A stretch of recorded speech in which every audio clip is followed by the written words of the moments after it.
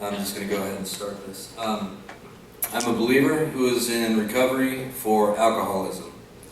I was raised in a middle-class family in a small town of Southern California. Dad was a CPA, Mom was an artist. Looking back now, I can see alcoholism all over my family on both sides.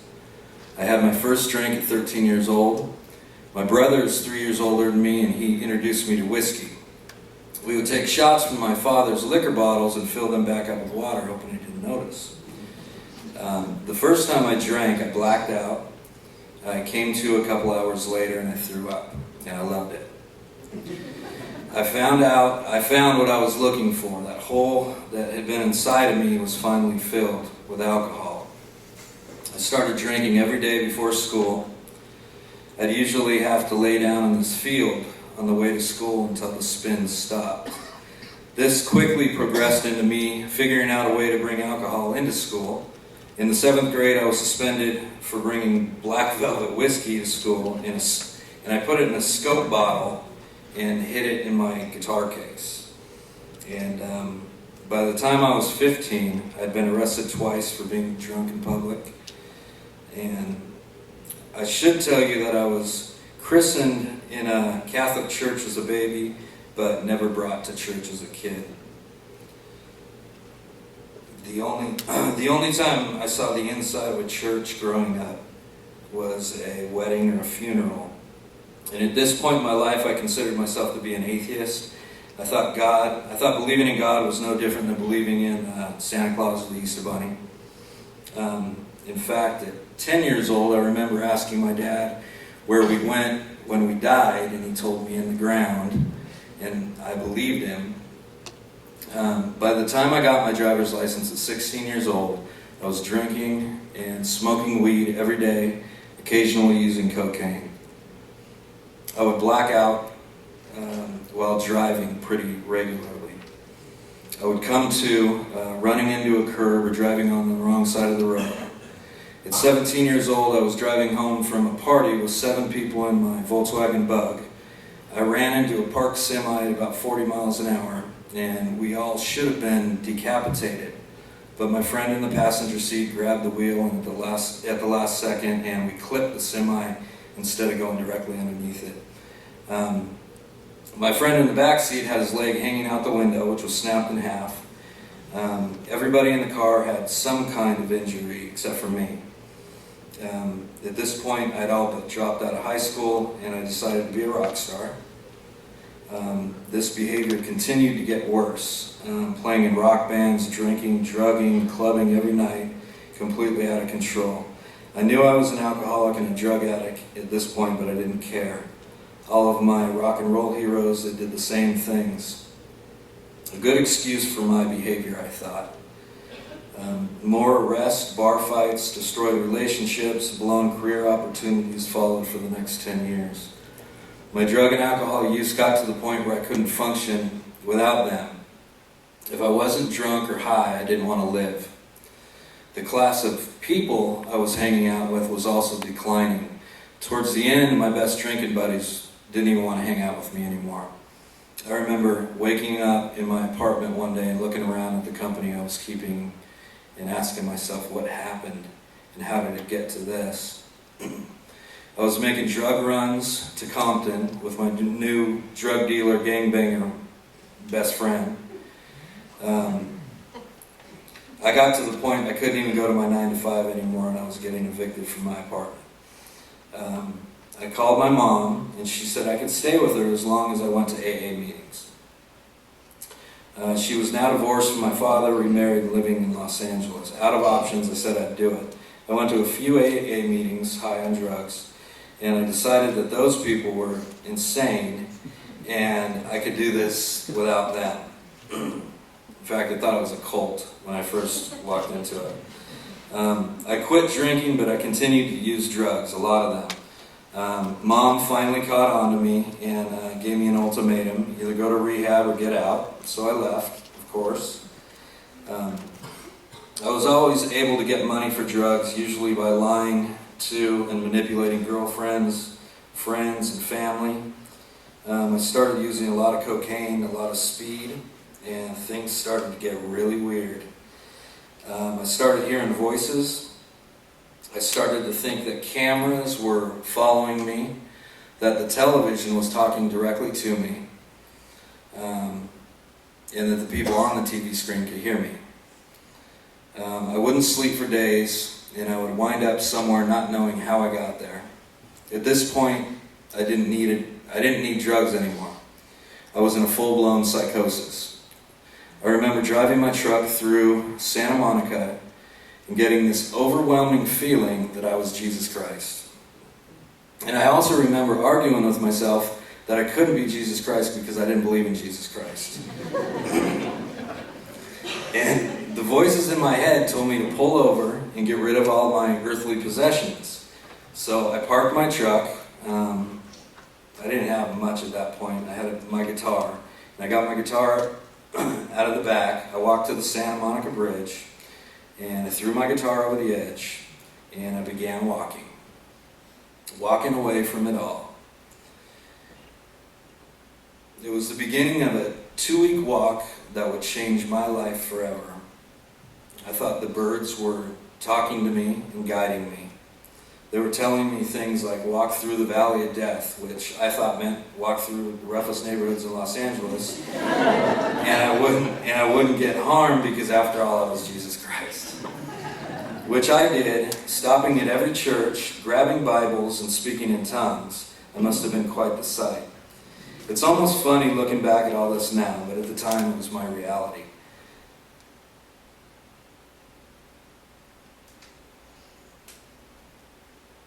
I'd never read a Bible before. I had no idea what speaking in tongues meant. And I never heard of it. To make a long story short, I walked the streets for 2 weeks,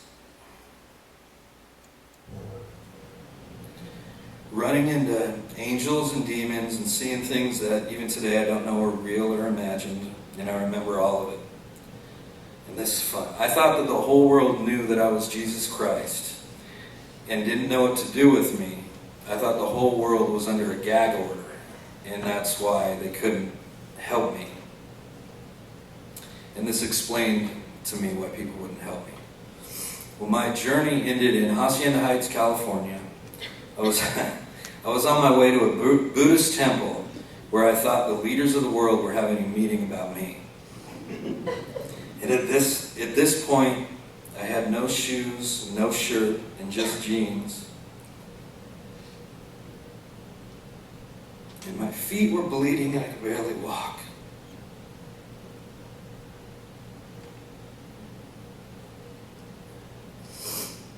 A police officer pulled up next to me and he asked me my name, and I told him my name was Jesus Christ.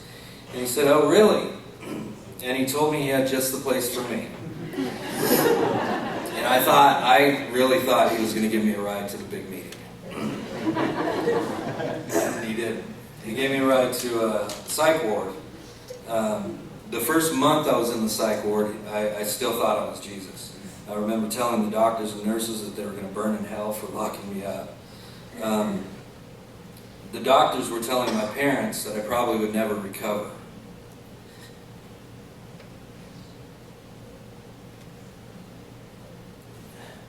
That most people that are in a psychosis for that long will never come back.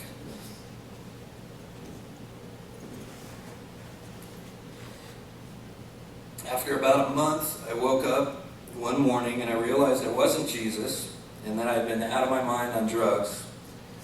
And the reality of my situation hit me. I couldn't believe it. I don't think I ever felt so hopeless or helpless in my life. And I had to get out of there. And it took me another month to convince them that I didn't think I was Jesus anymore and that it was okay and they needed to let me out. Little did I know that my mom was working behind the scenes with the Musicians Assistance Program, and she took conservatorship over me while I was locked up. So basically I no longer had control over my own life. And I was either going to stay where I was at or I was going to go to rehab. I went to a rehab called The Ranch in Palm Desert, California. It was in the middle of the desert because the director at MAP said if I tried to escape, there was nowhere to go. There was just desert. The ranch was hell on earth as far as I was concerned. We woke up at 5 a.m., we did 12-step work, we shoveled rocks in 110-degree heat, then we did more step work every day for 60 days. And I really didn't want to live anymore. I couldn't believe that my life had become this. Five weeks into rehab, I told my counselor, I can't go on like this. I feel like a raw nerve, and I can't stand being my own skin.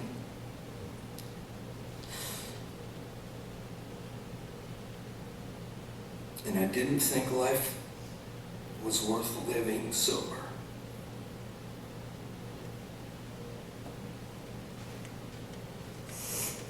He told me to ask God for help. And I told him I didn't believe in God. And he said, so what? It can't get any worse. I just say, God, if you're real, I need your help. Please help me.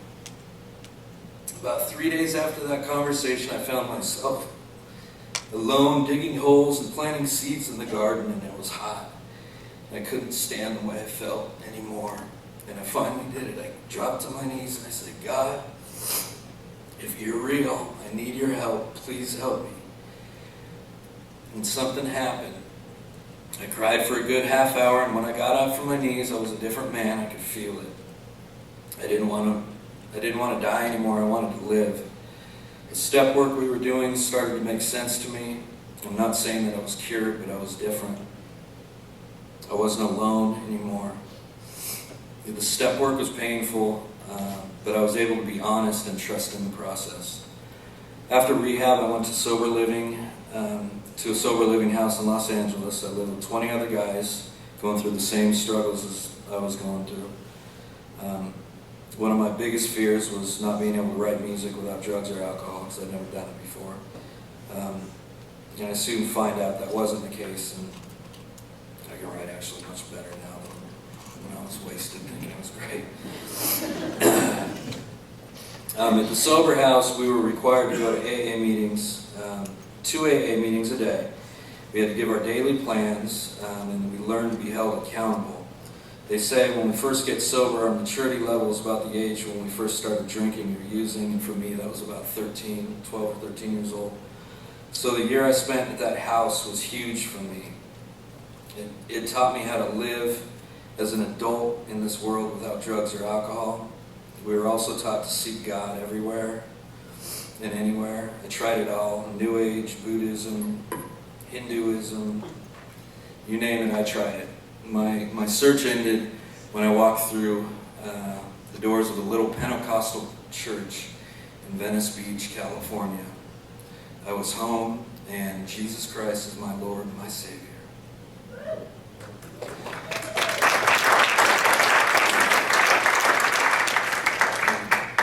I know with every fiber in my being that He was out there with me when I was out on those streets.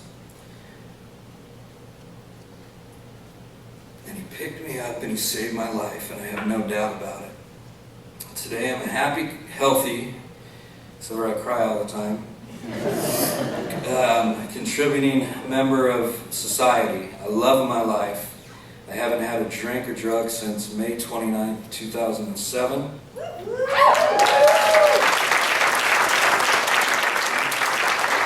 I was baptized on Easter Sunday 2009. I met and married the love of my life 5.5 years ago. I'm the very proud papa of a 4-year-old boy, 2-year-old boy. 2 years ago, my 11-year-old son came to live with us full time, and I have a son in California who's going to college and thriving. I've earned back the trust and respect of my entire family, and I have a great relationship with all of them. And I've learned a lot about the disease of alcoholism. And I've learned this disease goes way beyond drugs and alcohol. Once we quit drinking, the real work begins. I also accept the fact that there's no cure for this disease, but we are giving we're given a daily reprieve contingent on our spiritual condition, which tells me as an alcoholic that I need God every day. I love the recovery quote, "An alcoholic has chosen to find God," which is so true. Without God, an alcoholic is not going to make it. But with God, we can do anything. I serve on the leadership here at Celebrate Recovery at the People's Church on Wednesday nights. CR is a huge part of my program today. I'm learning more and more about myself and about God every day. I know that my story is a little bit extreme, but I strongly suggest that anybody suffering, whether it be from depression, fear, codependency, control issues, to heroin addiction, or anything in between, to come check it out. We talk about real issues. We have real solutions without judgment. We've been there. And I think Jesus is real proud of what we're doing here at Celebrate Recovery. And thank you for letting me share.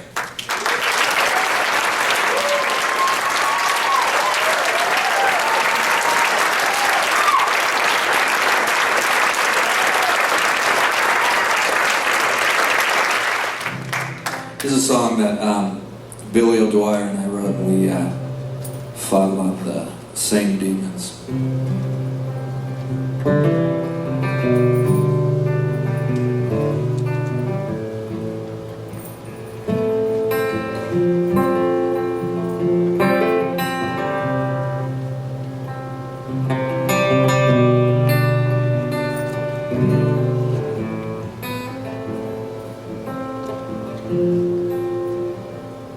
Will I walk through the alley of the shadow of death, crawl out with blood on my face and hate in my chest?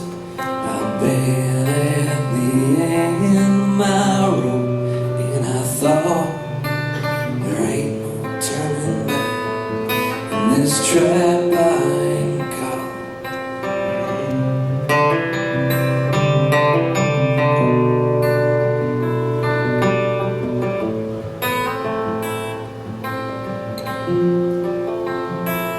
So I asked my Creator, pardon my sins. He asked what would I do if I could do it again. Fall to my knees with my hands to the sky, fear in my heart, tears in my eyes. I say, please forgive me, I know I've done harm.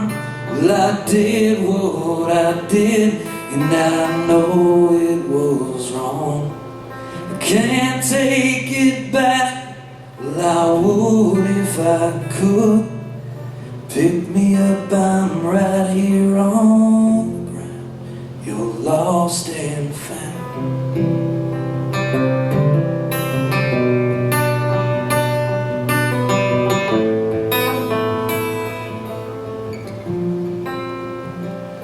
Well, I am who I am.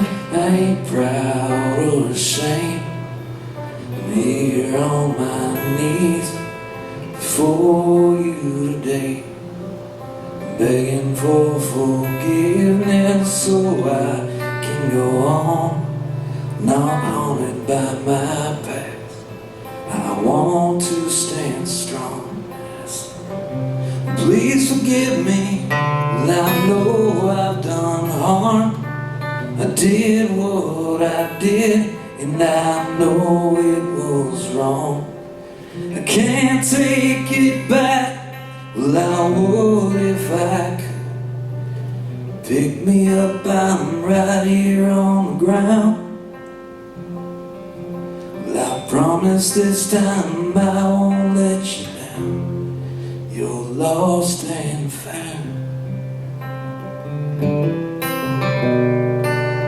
Lost and